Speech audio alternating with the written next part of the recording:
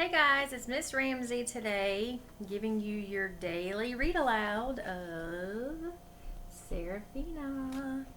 And yesterday was an intense chapter because Serafina's sister got shot, and so her friend Jess said that she swore she was never going to let another animal get shot again.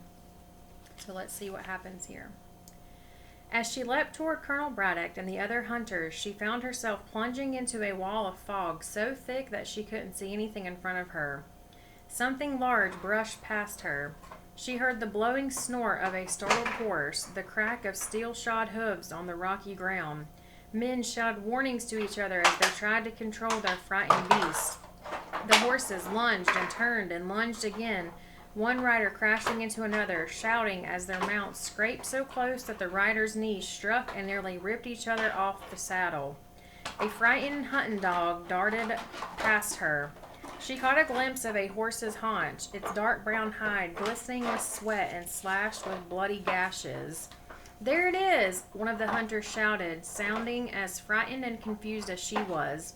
"Watch out!" shouted another. Three dogs tore past her, yelping and crying, glancing over their shoulders as they ran.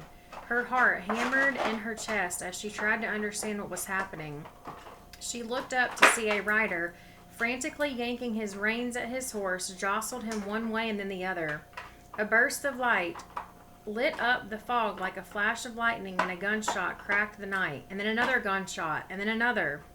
"Jess!" Colonel Braddock shouted, his voice ripped with fear.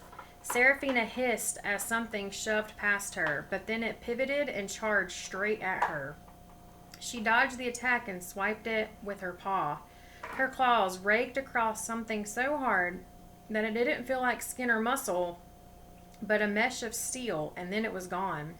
She heard the collision of something striking a horse's side, the great grunt of the beast, a man shouting, "Gunfire!" One of the bullets grazed Serafina's shoulder, slicing her with a blaze of pain. She struck out with her paw against whatever it was, blind in the fog. A quick movement dashed behind her. She spun to defend herself, opening her fanged mouth in a hissing snarl. A whimpering dog went limping by, its bloody leg hanging loose from its body. A sound came rushing in. She sprang to the side. A girl's shouting scream rose up above her, and then the high-pitched neighing of a frightened horse. Serafina leapt forward. She saw Jess up on her horse as it treaded backward in terror, Jess lifting her rifle and firing at something in front of her, the muzzle flashing, the cracks of the shot splitting the air one after another.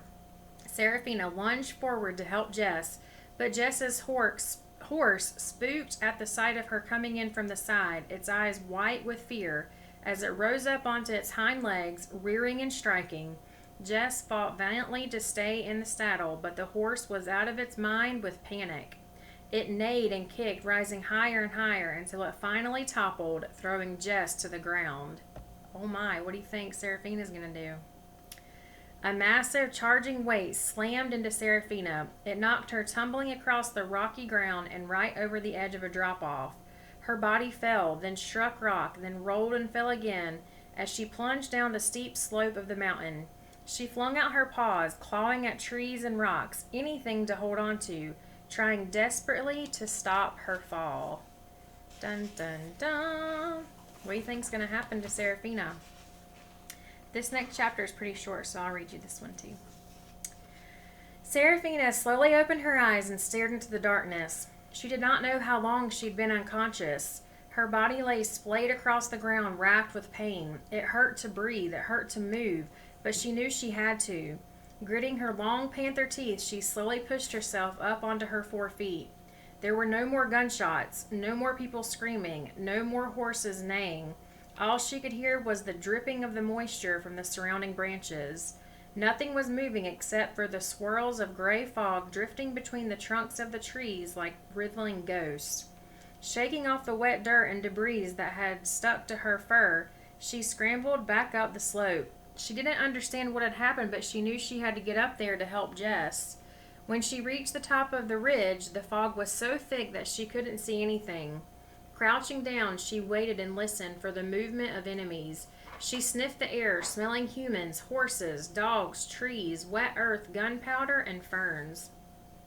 She let several more seconds pass just waiting. The chaos of the battle had ended.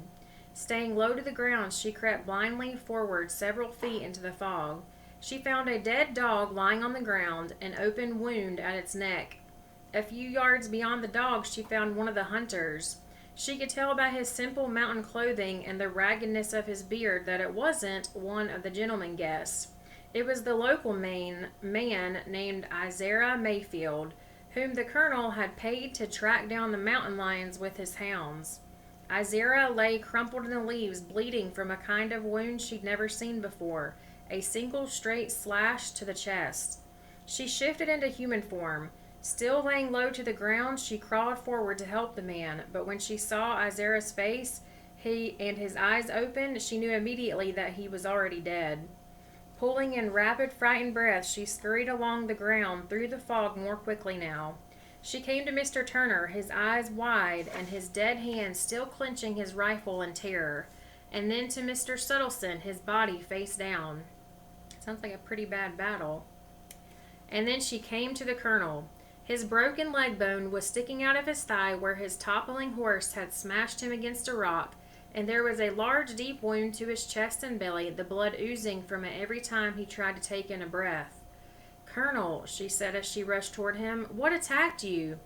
"It's you," he said. "What are you doing here, girl? Where's Jess? Forget about me. You've got to help my Jess, please," he said, his voice ragged and weak. "I'll find her, Colonel, but tell me what attacked you." "It was a black panther, and—" He gasped violently for a gulp of air, his chest heaving and blood coming out of his mouth. "Colonel," she said, watching helplessly as his eyes fell closed. His head slowly dropped down, and the last long rattling breath of his life came out of him. She had despised this man. She had hated him with all her heart, but she still couldn't help but feel a pang of remorse to see him die like this. She looked around her, trying to gaze out into the fog-filled forest. Who or what had done this? Was it still out there? She slowly leaned toward the colonel and studied the wound to his body. It wasn't a straight cut like the other, and it wasn't the punctures of an animal's fangs, and it wasn't bullet wounds. His chest and belly had been sliced open with 4 long slashes, like a large cat's claws, like her claws. A sickening feeling sank into her. She had seen her brother and sister run off, so she knew it hadn't been them, and she knew her mother wasn't in the area. She looked at the dead body of the colonel and all around at the bodies of the other hunters and the dogs lying on the forest floor. She tried to remember the exact sequence of events, everything she had seen and heard. In all the fighting and confusion, was it possible that she had done this? Had she, in her panther form, been the one who had frightened the horses? Had she lost her mind in some kind of revenge-fueled rage? She had hated these hunters for what they were doing, but had she actually killed them? Had her dark black panther soul taken her over? Dun, dun, dun. So now it's like Serafina doesn't even trust herself, and she's not even sure if it was her that killed them or not. Can you imagine how she's feeling? All right, guys, I will see you soon. Miss you. Love you.